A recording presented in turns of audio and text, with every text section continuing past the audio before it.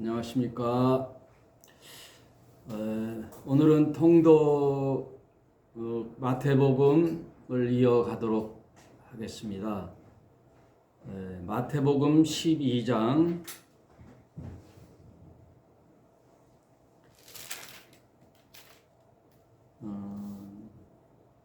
22절부터 보겠습니다. 지난주에 21절까지 봤죠. 22절.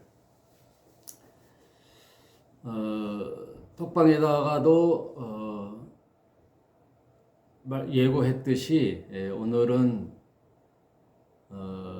개신교나 이제 성경 해석상 이제 난해 구절이라고 하는 부분인데 말들도 많고 해석도 다 달라요. 성령 해방죄, 성령 모독죄나 성령 해방죄 같은 뜻인데 무슨 의미인가를 살펴보도록 하겠습니다. 12장 22절. 그때에 귀신 들려 눈 멀고 벙어리 된 자를 데리고 왔거늘 예수께서 고쳐주심에 그 벙어리가 말하며 보게 된지라. 귀신 들려 눈이 멀고 벙어리 됐다. 이 사람을 고쳐줬더니 무리가 다 놀라 가로되 이는 다윗의 자손이 아니냐 하니 바리새인들은 이제 바리새인들이 나와요. 늘 바리새인들과 서기관들이 예수의 행적을 예의주시하고 이제 살펴보지요. 이들은 이제 종교 기득권자인 대제사장 그룹과 그의 하속들 같은 무리들인 바리새인과 서기관들이 그 당시 종교 지도자급에 있기 때문에, 그리고 성전을 주도적으로 관리하고 유대 그 교를 이끌어가는 지도자들이기 때문에 예수의 출현은 상당히 위협을 받게 됐거든요. 왜냐하면 수많은 군중들이 이제 예수를 따르고 있으니까 어느 곳에 가든 이제 그를 살펴보고 어떻게 하면 저자를 이제 걸고 넘어갈 것인가 결정적인 잘못을 찾아내야 되겠다 이제 하는데 그 중에 오늘 사건이 일어나는 거예요. 그 귀신 들리고 벙어리 되고 눈먼 자를 고쳐줬더니 바리새인들이 듣고 가로되 이가 귀신의 왕 바알세불을 힘입지 않고는 귀신을 쫓아내지 못하니라 하거늘. 이제 바알세불이라는 이제 귀신의 왕, 말하자면은 이제 사탄을 말하는 거예요. 사탄. 이제 귀신 들린 자를 쫓아내니 그보다 강한 귀신의 왕의 힘을 입어 이런 짓을 한다 이 얘기예요. 하나님의 힘을 입어 하는구나 하는 말도 있거니와 반대로 이제 귀신의 왕의 힘을 입었다. 이제 이 두 말이 이제 상반된 이제 의견들이 대치된 상황이죠. 성령의 힘입어 이런 일을 하느냐?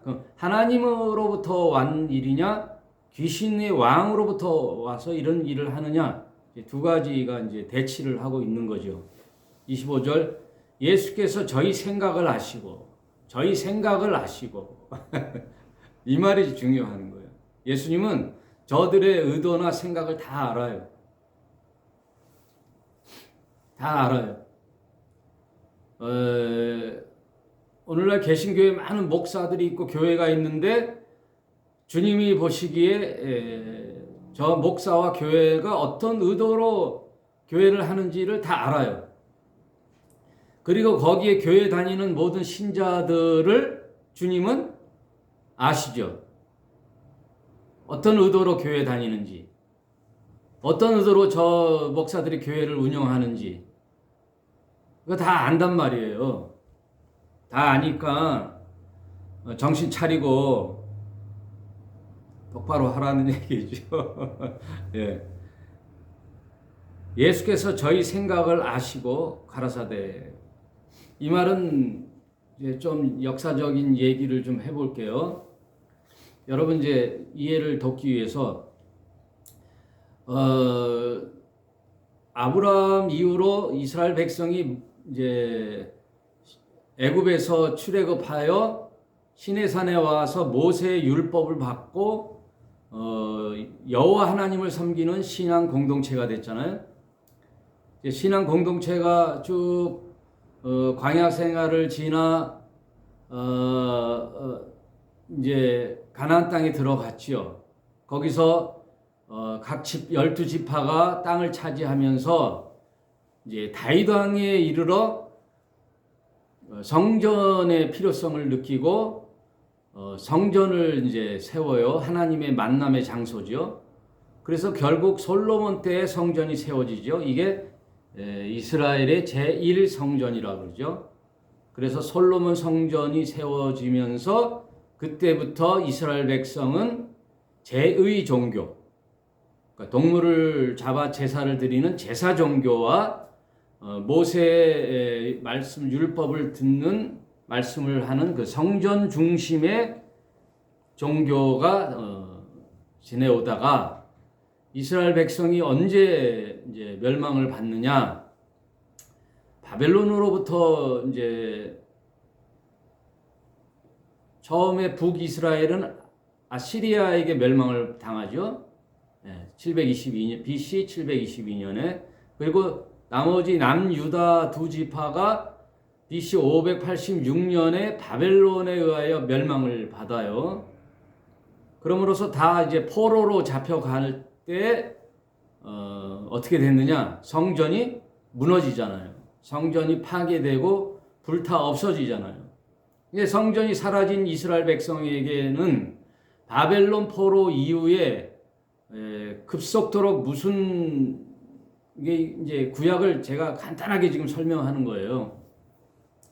발전했냐 하면 성전이 없으니까 유대인들은 이제 회당이라는 시나고그, 회당이라는 곳에 모여 유대인이 한 10명만 모이면 마을회관 같은 시나고그, 회당을 짓고 거기에 모여서 토라, 모세 오경을 뭐 달달달 외울 정도로 토라를 외우고 율법을 연구했단 말이에요. 왜요? 성전이 없으니까. 하나님 만나는 장소가 없어졌잖아요. 그러니까 회당에 모여서 이제 말씀 연구에 집중하게 된 거예요. 우리가 왜 이방인에게 포로로 잡혀갔는지. 그러면서 성전 제2종교에서 율법 연구소로 이렇게 바뀌면서 이들에게 생겨난 것이 바로 그때 태동한 것이 유대교예요. 주다이즘이라는 유대교가 태동되게 되면서 이들에게 생겼던 이제 소망은 뭐냐? 메시아 사상이 이제 이때부터 싹트기 시작한 거예요. 간단하게 지금 구약 전체를 싹 살펴봤는데 여러분, 유대 종교가 발생되면서 메시아 사상이 발전하게 된 거예요. 메시아 사상. 어떤 메시아 사상일까요? 유대인들에게는, 유대교에는 하나님이 이렇게 고통받는 이스라엘 백성들을 방치해 놓지 않고 장차 하나님이 이제 모세와 같은 자, 다윗과 같은 자, 이스라엘에게는 모세와 다윗이 가장 훌륭한 인물이잖아요. 그런 자를 보내줄 거라고 구약 성경에 누누이 말씀해 주고 있거든요. 그러면 반드시 하나님이 우리 백성을 버려두지 않고 모세와 같은 다윗과 같은 메시아를 보내줄 것이다 하는 거예요. 그래서 여기서 놓치지 말아야 될 것은 뭐냐면 모세와 같은 자, 다윗과 같은 자가 어떤 사람이에요? 사람이어야 되는 거예요. 사람으로 오는 구원자라는 뜻이에요. 사람의 구원자. 모세와 같은, 다윗과 같은 메시아가 와서 우리 민족을 해방해 줄 것이다 라는 사상이 싹트기 시작한 게 유대교 이제 바벨론 포로로부터 돌아와 율법을 연구하면서 생겨난 종교예요. 그게 어디까지 왔느냐? 지금 예수님 당시까지 왔단 말이에요. 그러니 예수님 당시는 제2성전인 수르바벨 성전을 리모델링한 헤롯 성전이 있고, 그러니까 제2종교가 있고 성전 중심에 대제사장 그룹이 있고 성경을 연구하는 중산층 그룹의 바리새파 사람들이 있단 말이에요. 성전 중심으로 하는 사두개파가 있고 바리새파가 있고 또 민족의 게릴라적으로 무력으로 로마를 대항하는 열심당파가 있다 이거예요. 그리고 이것도 저것도 아니고 우리는 주님이 보내주시는 그리스도 메시아를 기다리겠다 해서 외곽지대 쿰란을 중심으로 이렇게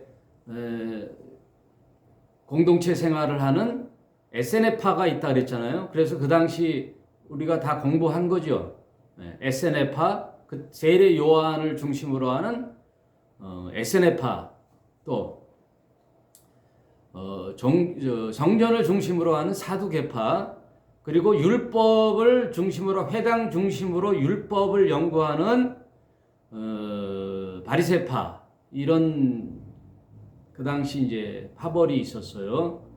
그때 이들 유대교의 사상은 사람으로 오는 그리스도를 기다리고 있었는데 예수라는 자가 출현을 했어요. 나사렛 출신 예수가 출현해서 많은 무리가 따라다녔잖아요. 그리고 하다못해 세례 요한도 이제 그를 추종하고 그에게 세례를 베풀면서 자기의 제자들을 많이 예수께 보냈단 말이에요. 그러니 발칵 뒤집힌 거죠. 이제 대제사장 그룹과 바리새파가.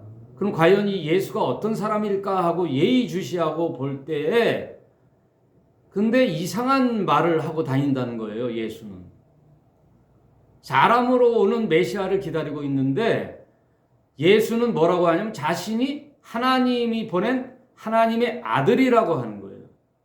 자신이 인간이 아니라는 거죠. 하나님의 아들, 신이란 말이에요. 자신이 신이라는 거죠. 신이다. 나는 하나님의 아들이다. 그래서 하나님께서 나에게 모든 정권을 주셨다. 그래서 자신을 신과 동일체로 보기 때문에 거기에 이제 걸린 거예요. 유대교와 예수와의 같이 협력할 수 없는 결정적인 사건은 신성 모독죄에 걸린 거예요. 우리 예수를 믿는 신자들은 이 정도는 알고 있어야 되겠죠. 예수가 십자가에 왜 달려 죽느냐? 신성 모독죄로 걸리는 거예요. 유대교에서는 예수를 신성 모독죄로 판명을 내고 그 당시 로마에게 식민 생활을 하는 유대인들에게는 로마 압제를 해방하려고 하는 반역죄, 그러니까 모반죄에 걸려서 십자가 처형을 받게 하는 거예요. 정치범으로 몰아가는 거고, 유대교에게는 신성 모독죄로 이제 거는 거예요. 그러니 여기서 바리새인이 얘기하는 거는 저자를 이제 바알세불에 짚혀서 힘입어 귀신을 내쫓는다 이렇게 이제 뒤집어 씌우는 거예요. 그랬을 때 이제 예수님의 반응이에요. 25절 예수께서 저희 생각을 아시고 가라사대 스스로 분쟁하는 나라마다 황폐하여질 것이요 스스로 분쟁하는 동네나 집마다 서지 못하리라. 사단이 만일 사단을 쫓아내면 스스로 분쟁하는 것이니 그리하고야 어찌 저희 나라가 서겠느냐. 또 내가 바알세불에 힘입어 귀신을 쫓아내면 너희 아들들은 누구를 힘입어 쫓아내느냐. 그러므로 저희가 너희 재판관이 되리라. 그러나 내가, 여기가 중요한 말씀입니다. 내가 하나님의 성령을 힘입어 귀신을 쫓아내는 것이면, 예수님이 하시는 일은요, 성령을 힘입어 하는 거거든요. 예수의 공생의 시작은 하늘로부터 성령이 한량없이 그에게 부어주어 하나님의 아들로서의 일을 수행하는 거예요. 그래서 항상 예수님의 일은 하나님의 일이요, 성령의 일이에요. 그래서 삼위일체의 일을 하시는 거예요. 아들이 독단적으로 하는 일이 아니고 성령도 독단적으로 하는 게 아니라 하나님 아버지와 아들 예수와 성령 하나님이 함께 하시는 일이에요. 이거는 창세 전에서부터 창조 때도 이렇게 했고 지금도 이렇게 창조 사역을 펼쳐 나가시는 거예요. 세 분이 함께 삼위일체 하나님이. 그래서 예수의 하시는 일은 성령을 힘입어 하는 일이에요. 그런데 이것을 바리새인들은 성령의 일을 귀신의 왕 사단에 힘입어 일을 했다. 이것은 엄청난 모독이 되는 거죠. 그 얘기를 이제 예수님이 펼쳐 나가시는데 29절, 사람이 먼저 강한 자를 결박하지 않고요, 어떻게 그 강한 자의 집에 들어가 그 세간을 늑탈하겠느냐? 결박한 후에야 그 집을 늑탈하리라. 그러므로 예수님은 하나님의 아들로서 이 땅에 뭐 하러 오셨다 그랬죠? 하나님과 인간은 원래 화목하여 하나님의 나라의 청지기로서 살아가야 할 아담이 하나님을 등지고 사단의 편에 숨으로 하나님과 결별하고 단절이 됐다 그랬잖아요. 그게 성경적 죄의 개념이라 그랬잖아요. 하나님과 단절된 거. 그것은 사단이 그렇게 했잖아요. 원인 제공자가 사단이잖아요. 아담은 속은 것이고. 그러니 그것을 바로잡기 위하여 하나님의 아들이 이 땅에 성육신하여 나서게 됐는데, 그러려면 하나님의 아들이 제일 먼저 할 일은 뭐예요? 원인 제공자인 사단을 잡는 일을부터 하는 거거든요. 그래서 예수님이 뭐라고 하셨느냐? 나는 이 땅에 사단을 멸하러 오셨다고 하는 거거든요. 그러므로 먼저 사단을 결박한 후에 뺏겼던 이 세상을 바로 세워가는 일, 그 일을 예수께서 하시는 일이에요. 그러므로 사단이 잡은 이 세상의 죽음의 증상은 병들어 죽는 거거든요. 귀먹고 벙어리 된 귀신의 일은 사단으로부터 온 증상적인 일이기 때문에 예수가 공생애를 시작하는 모든 일들은 그것을 시위하는 거라고 그랬잖아요. 바로 잡는 일은 병자들을부터 이제 고쳐 나가는 거예요.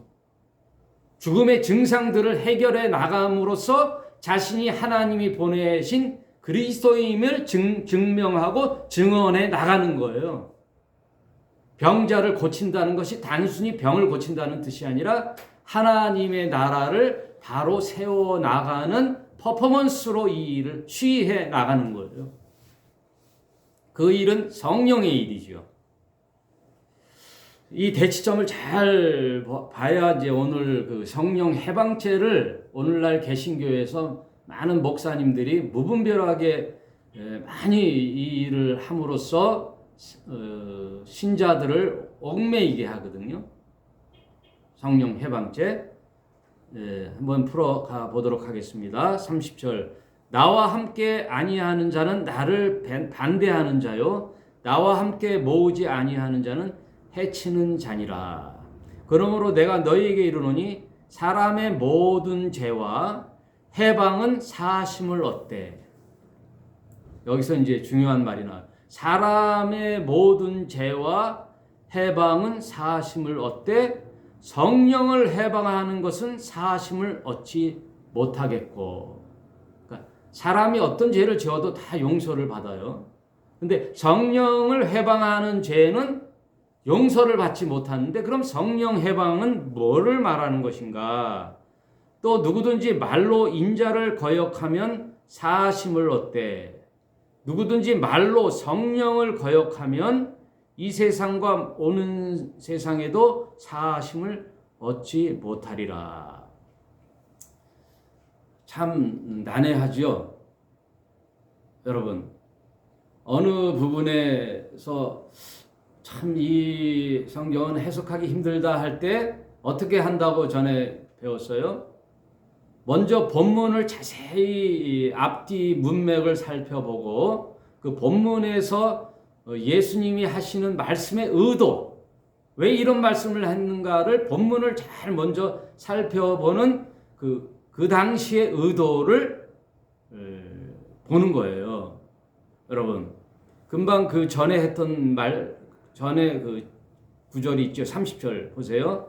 나와 함께 아니하는 자는 나를 반대하는 자요, 나와 함께 모으지 아니하는 자는 나를 해치는 자라.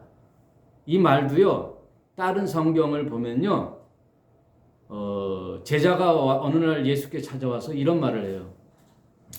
예수님, 우리와 함께 하지 않는데 주님의 이름으로 귀신을 내쫓는, 그리고 병자를 고치는 자들이 있는데 어떻게 할까요? 저 자들을 금할까요? 어떻게 할까요? 그랬더니 예수님 뭐라 그래요? 놔둬라. 나의 이름으로 하고서는 금세 나를 해방할 자는 없다. 나를 반대할 자는 없다. 그냥 놔두라 이거예요. 주의 이름으로 하니까 그들의 일도 그냥 놔둬라. 그럼으로써 나의 이름이, 하나님 나라가 펼쳐나가니 그냥 내버려둬라. 그러니까 오늘 지금 나와 함께하지 않은 자는 나를 해치는 자요, 나를 반대하는 자라고 하는 말과 상치되잖아요. 전혀 다른 말씀이 되잖아요.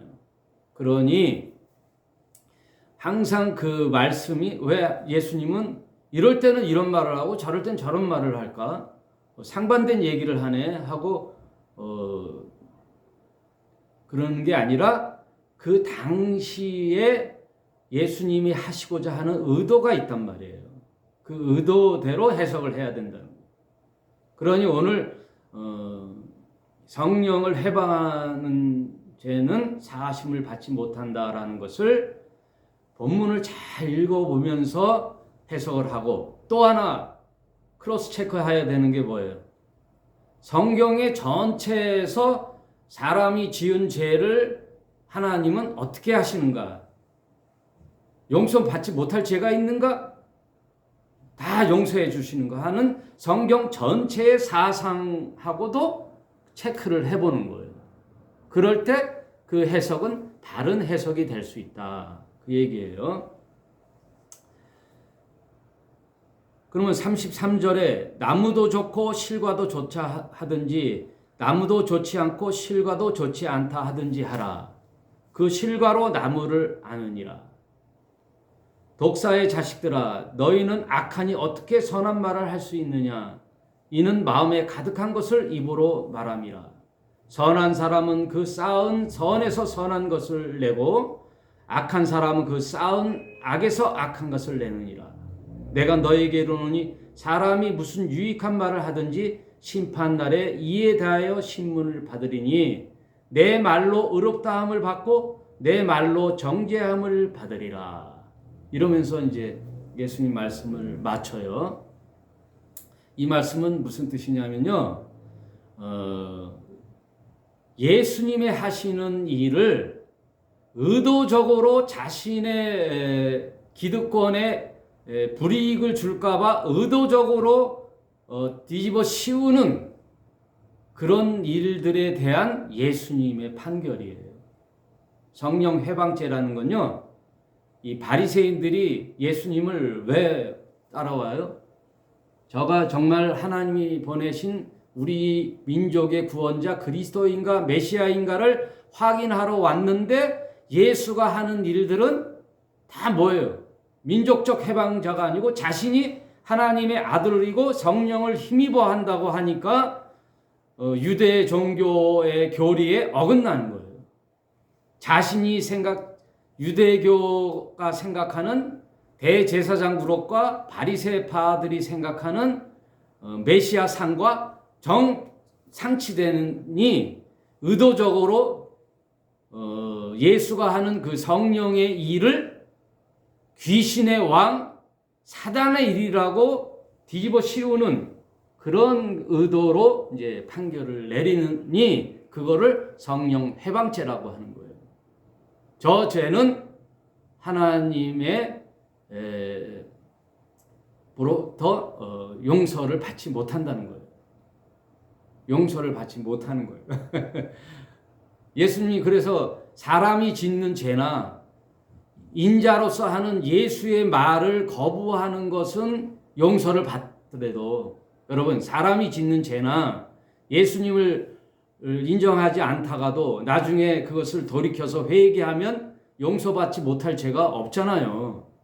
그런데 의도적으로 지금 자신이 성령을 힘입어 하는 일을 거역하고 귀신이 하는 사단이 하는 죄로 뒤집어 씌우는 그런 것은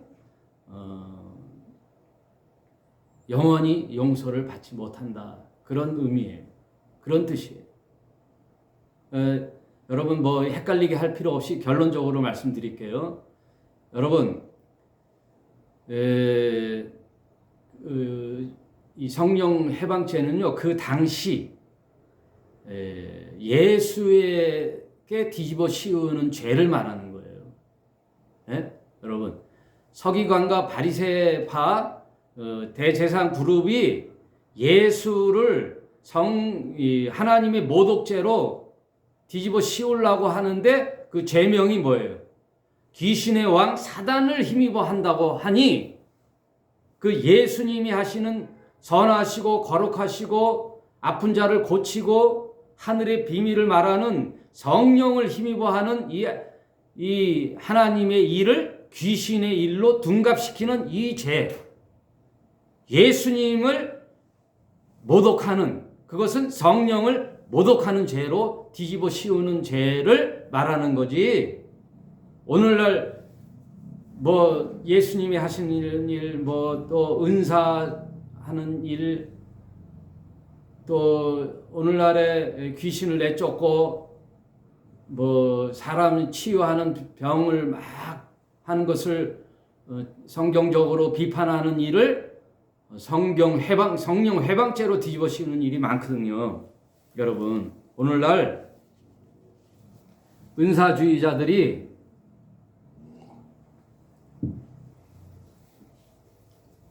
오늘날 그 은사주의자들이요 신유 집회라고 하고 막 병 고치고 이런 일을 할 때 성경을 바로 전하는 자들이 그걸 비판적인 시각으로 성경적으로 해석을 하고 지적을 하면 그들이 하는 말이 있어요. 이것이 성령이 하는 일인데 너희들이 성령을 해방하는 죄를 범한다고 성령 해방죄라고 얘기하거든요. 그러니 그 의도가 뭐예요? 여러분 오늘날도 많은 교회에서 치유 집회하는 의도가 뭐예요? 솔직하게 자신의 명성을 날리고 이런 은사 집회를 통하여 자신의 명예를 높이고 자신의 이름을 높이고 교회의 부흥을 일으키고 많은 자들을 모아서 또 헌금을 갈취하고 그래서 탐욕으로 하는 일들을 주님이 모르실까요? 그래서 아까 했잖아요. 저들의 의도를 아시고 저들이 왜 나에게 귀신의 왕 바알세불에 집혀서 한다고 했는지 의도를 예수님이 아시고 하는 거예요. 그러니 오늘날의 성령 해방죄는 없어요. 그런 의미가 아니에요. 예수님 당시에 귀신의 왕 바알세불에 집혀서 성령이 하시는 일을 뒤집어 씌워서 예수님을 성령 모독죄, 저거는 바알세불에서 집혀서 했다고 하는 그런 뒤집어 씌우는 죄, 그것을 향하여 그런 종교 집단들을 향하여 예수님이 말씀하시는 바가 성령 회방죄라는 거예요. 성령께서 하시는 일을 모독하는 일이에요. 그래서 인자가 하는 일은 사하심을 받아도 성령님이 하시는 하나님의 거룩한 일들을, 사람을 살리는 일들을 의도적으로 자신의 기득권을 지키기 위하여 뒤집어 씌우는 죄를 성령 회방죄라고 하는 거예요. 그러므로 제 생각에는요, 오늘날의 성령 회방죄는 없어요. 이게 비교로 예를 들어서 한다고 하면 이해될지 모르겠는데, 여러분, 초대교회 때 아나니아와 삽비라가 모든 신자들이 재산을 다 팔아가지고 사도들의 발 앞에 갖고 왔잖아요. 초대교회 때. 네? 초대교회에 많은 자들이 자신의 재산을 팔아서 사도들의 발 앞에 나서 초대교회가 많은 과부들을 살리고 초대교회가 이어가기 위하여 자기의 재산을 다 자기의 재산이라고 하지 않고 다 사도들의 발 앞에 내놨잖아요. 그러니까 아나니아와 삽비라가 나도 해야지 했는데 그 안에 탐심이 들어가 다 팔지 않고 재산의 일부는 빼돌리고 마치 전 재산을 파는 것처럼 사도들 앞에 갖다 놓으면서 칭찬을 받아달라고 하니까 베드로가 뭐라 그래요? 네? 예, 사악한 자들아, 너희들이 하나님께 거짓을 행하는구나. 너희의 혼이 그 자리에서 떠나갈지어다 하고 베드로가 하니까 아나니아와 삽비라가 혼절하여 그때 영혼이 떠났잖아요. 말하자면 급살했잖아요. 초대교회 당시에. 그런 것은 그 당시 과도기고 교회가 처음 세워지는 그 시발에 있어서 그런 일들은 일어났거든요. 여러분, 그러면 오늘날은 일어나요? 안 일어나요? 교회 목사들 앞에서 헌금을 갖고 왔는데 잘못 했다고 해서 바로 직사하는 일이 있어요? 없어요? 예? 오늘날 있으면 좋아요? 안 좋아요? 아이고, 그런 일은 안 일어나거든요. 예. 그리고 목사가 사도들도 아니고. 그러니까 성경 전체에 시대적으로요, 이렇게 시대적으로 이해를 많이 해야 돼요. 오늘날 성경이 온전히 66권이 우리한테 주어지고 하나님을 아는데 충분한 성경을 통하여 하나님을 알아가는데 충분하잖아요. 그럴 때는 그런 초대교회 과도기적 성령의 역사는 안 일어나거든요. 거짓말 했다고 바로 급살하는 일은 안 일어나잖아요. 마찬가지로 우리에게 주는 성경 전체의 교훈에 있어서 사람이 지은 죄를 진정으로 돌이키고 내가 교회를 막 핍박하고 전도하는데 막 회방을 하고 거부했다고 해서 내가 영원한 죄를 해방죄를 했다고 내가 영원히 사하심을 받지 못하느냐, 이런 말을 하는 목사가 있으면 큰일 나는 일이에요. 오늘날에 있어서는 사람이 지은 모든 죄를 돌이키면 용서받지 못할 죄는 없다. 이것이 성경에서 말하는 교훈이에요. 성경에서 말하는 전체의 교훈은 사람이 지은 죄에 진정으로 뉘치고 하나님께 고백하고 바로 이제 진리의 삶을 살겠다라고 돌이키는 자는 용서받지 못할 죄는 없다. 이게 결론이에요. 아시겠죠?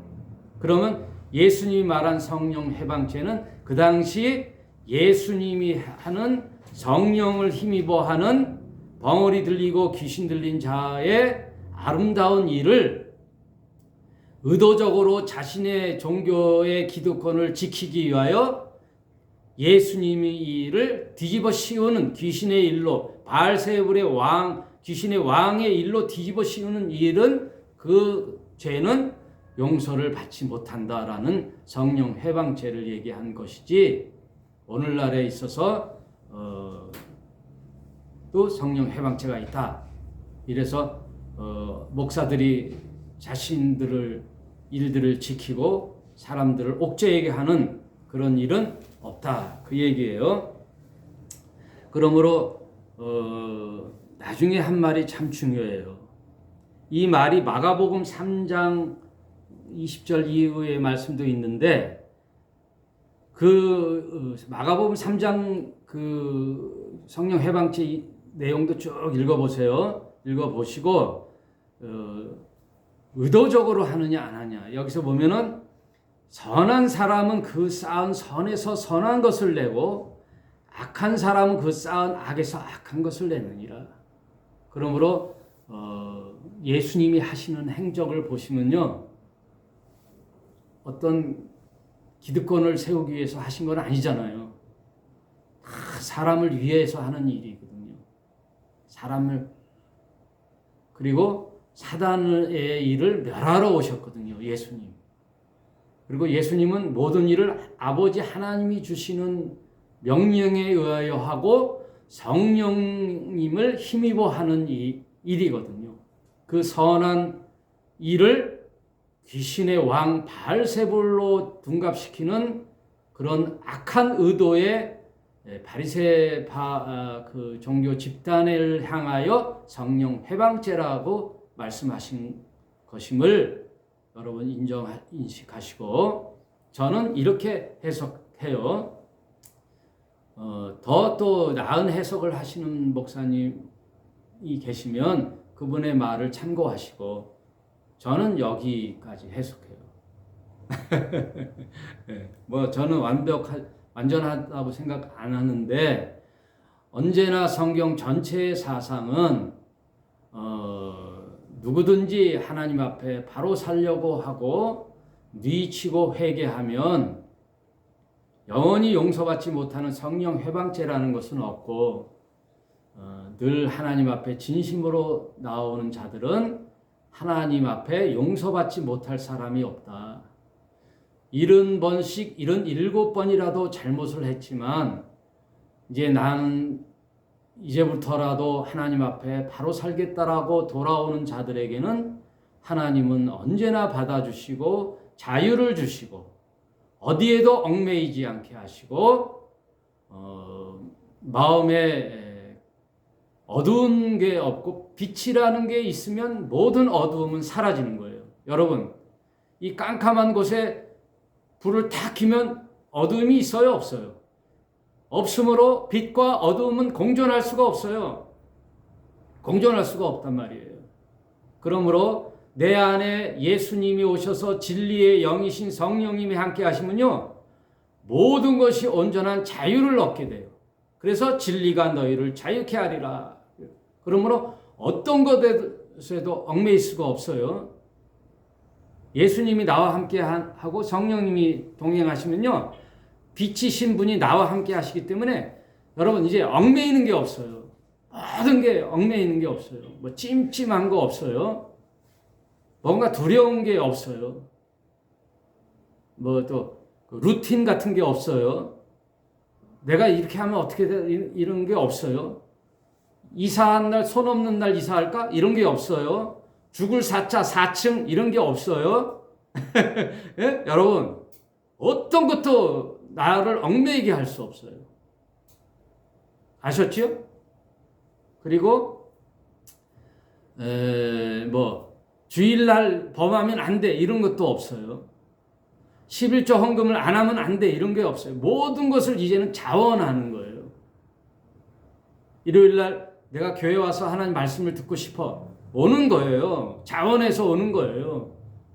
그게 진심이냐 아니냐. 이제 결론을 내리겠습니다. 예수님은 저 사람이 어떤 의도로 하는지를 다 보고 계시는 거예요. 네? 어떤 마음을 갖고 나오는지를 다 아셔요. 그러므로 오늘날의 모든 교회의 목사들 어떤 의도로 교회하는지를 예수님은 다 아셔요. 그리고 그 교회에 출석하는 신자들이 어떤 의도로 교회에 다니는지를 다 아시는 거예요. 다 아셔요. 그러므로 여러분 이제 진심으로 다가오시길 바라요. 진심으로 저도 진심으로 교회 공동체의 교사로서 또 목자로서 예수님이 진정한 우리들의 선생님이요 목자이시고 저와 여러분은 예수님의 동역자예요. 목사나 성도들도 다 같아요. 예수님의 종들이에요. 목사가 좀 한 끗발 높다? 그런 게 아니에요. 성경을 연구하는 자로서 여러분에게 해석을 해주는 자로서 그러나 동일한 예수님의 동역자예요. 하나님의 동역자로 생명 살리는 일을 같이 해가는 거예요. 그래서 희락의 교회라는 공동체로 모여 서로 격려하는 일을 하는 거예요. 한 달에 한 번 모여도 좋고 매주 오셔도 좋고 자원하는 마음으로 공동체를 세워 나가는 거예요. 그 진심의 의도를 하나님은 다 아신다. 이제 아셨죠? 모든 일에 자유하시고 제 생각엔 3월달 둘째 주에 한번 또 다 모여서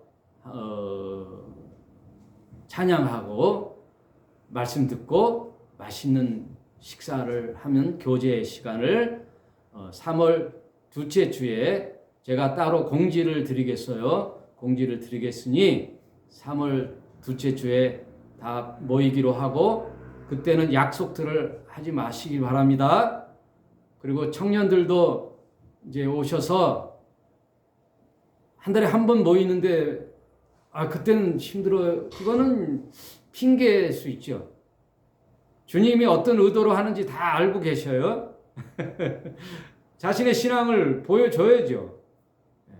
그렇게 아시고 자유하시기 바랍니다. 성령 해방죄라는 게 잘 해석됐는지 모르겠어요. 여러분 다시 한번 방송을 잘 듣고 또 성경을 유심히 한번 차곡차곡 읽어보시고 스스로 결정을 내려주시길 바랍니다. 오늘 방송 예배 여기까지 하겠습니다. 맛있는 점심 드십시오. 감사합니다.